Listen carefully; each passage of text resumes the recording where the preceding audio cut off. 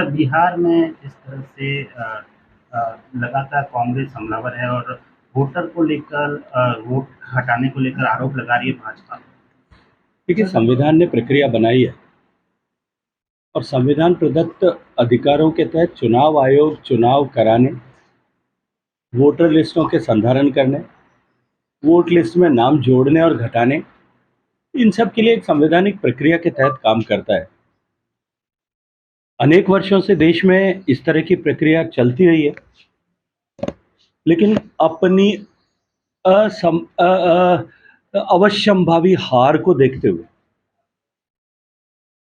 ये जानते हुए कि किसी भी सूरत में बिहार के चुनाव में इंडी गठबंधन सफल नहीं होगा, विपक्ष ने पहले ही हार स्वीकार करके अपनी संभावित हार का ठीकरा चुनाव आयोग के माथे फोड़ने की तैयारी कर ली है। पहले हम देखते थे कि पिछले कुछ वर्षों से लगातार कांग्रेस पराजय के बाद में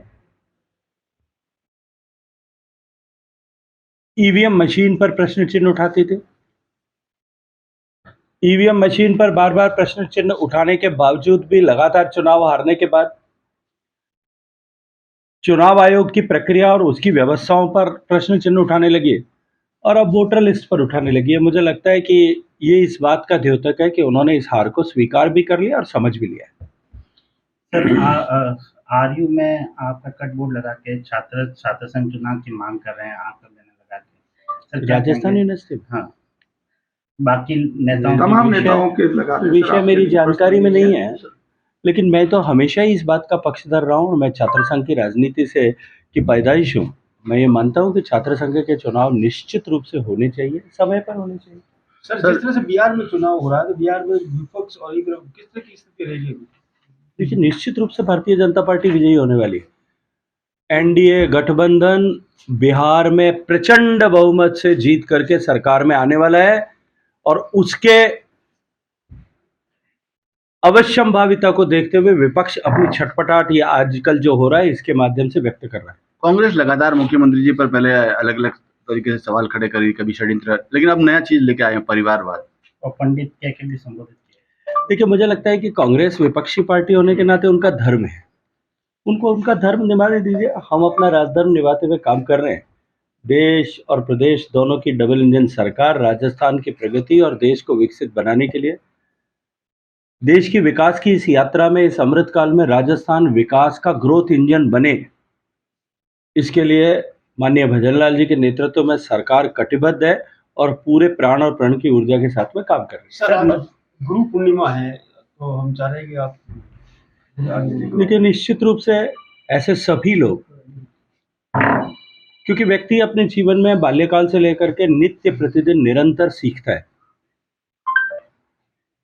और व्यक्ति का विकास तभी तक होता है जब तक उसके सीखने की इच्छा और लालसा बनी रहती है।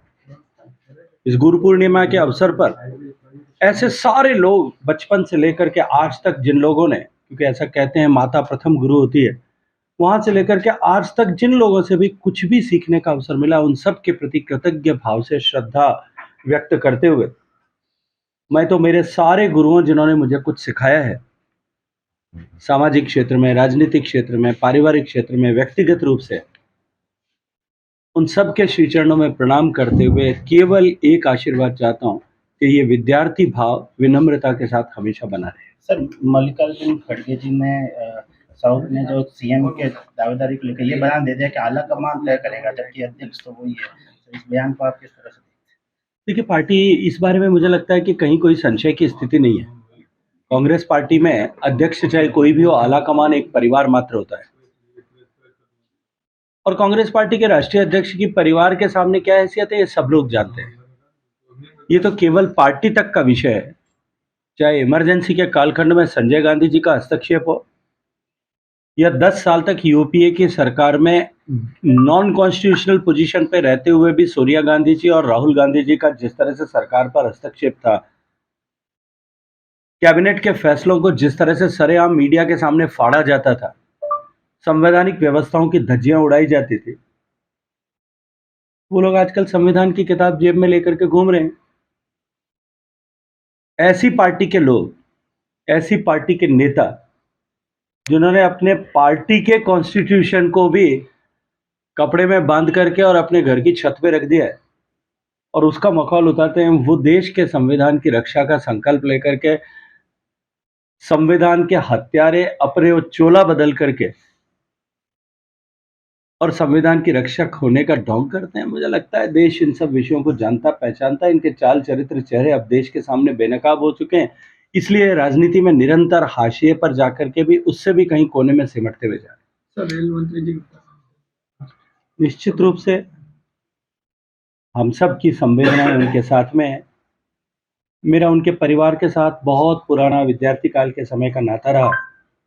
स्वर्गीय दाऊलाल जी ने हमेशा मुझे पुत्रवत स्नेह दिया और अनेक अवसरों पर उन्होंने परिवार के किसी विषय को लेकर के मुझे उन्होंने अश्विनी वैष्णव जी को जितनी उन्होंने भरोसा किया उतना ही भरोसा मुझ पर किया। अश्विनी जी निश्चित रूप से व्यथित हैं, उनका परिवार व्यथित है, लेकिन मुझे भी ऐसा लगता है कि मैंने अपने एक परिवार के वरिष्ठ सदस्य को खोया है, अपने पितृतुल्य सदस्य को खोया है। नम आंखों से उनको श्रद्धांजलि देते हुए परिवार की संवेदना के परिवार के लिए कष्ट की इस घड़ी में हम सब उनके साथ संवेदना व्यक्त करने के लिए साथ हैं। कि दुर्भाग्यपूर्ण और दर्दनाक घटनाएं जब कल एयर क्रैश में एक होनहार पायलट, भारत के भविष्य और 2 पायलट एक साथ जगुआर क्रैश में शहीद हुए। रतनगढ़ के पास हुए इस हादसे में दिवंगत हुए दोनों पायलट्स के शहीद हो जाने से पूरा देश शोकमग्न है। परिवार को संवेदनाएं व्यक्त करते हुए हम सब लोग शहीद को श्रद्धांजलि व्यक्त करते हैं।